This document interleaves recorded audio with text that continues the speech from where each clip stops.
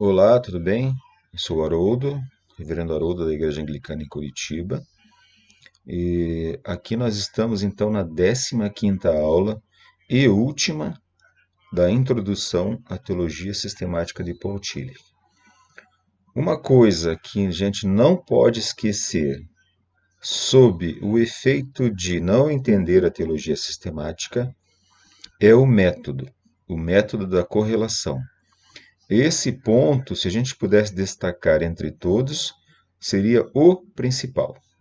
Então, portanto, não podemos esquecer o chamado método da correlação, porque ele é a estrutura do sistema teológico de Paul Tillich.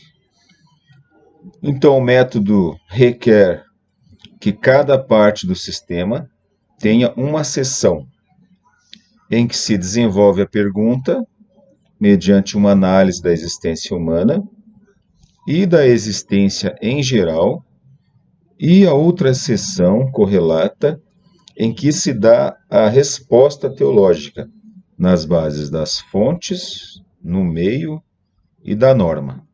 Isso que nós vimos nos vídeos anteriores. No final, a gente vai até cair na tentação de pensar que é uma divisão trinitária, porque ele vai começar com Deus, depois Cristo e depois o Espírito Santo. Na medida em que a existência humana tem o caráter de autocontradição ou alienação, que advém da chamada queda original, que nós vamos conversar mais à frente, exige-se em sua análise uma dupla consideração.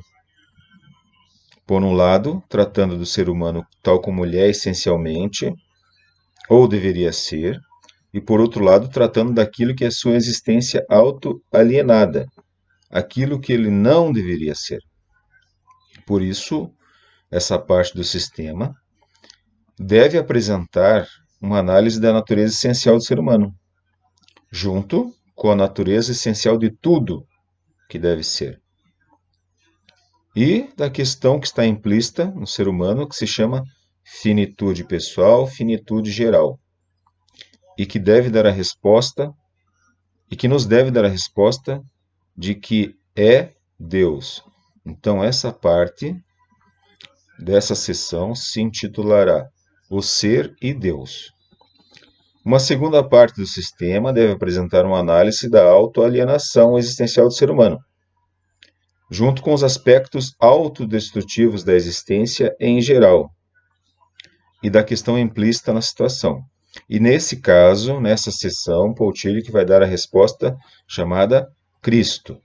Essa parte, portanto, é chamada de a existência e o Cristo.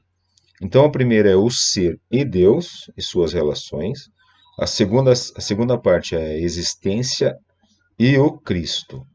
E a terceira parte se baseia no fato de que tanto as características essenciais quanto as existenciais são abstrações, que na realidade aparecem na unidade complexa e dinâmica daquilo que chamamos vida. O sopro, vida aqui, ele está entendendo como o ar que nós respiramos, como a comida que nós comemos, como o sopro divino. O poder do ser essencial está ambiguamente presente em todas as distorções. Então não é possível o ser viver a sua essência sem estar distorcido por causa de inúmeras coisas que não deveriam ser na vida do ser. Então a vida é o ser em sua concretude.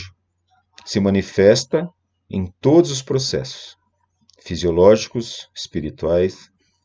Portanto, essa terceira parte do sistema vai proporcionar uma análise do ser humano como um ser vivo na vida biológica. E a questão implícita que tem nas ambiguidades dessa vida e dar uma resposta que é o sopro, a resposta que é o espírito. Então, a terceira parte se chama a vida e o espírito. Então, parece realmente, caímos na tentação de supor que parece uma estrutura trinitária.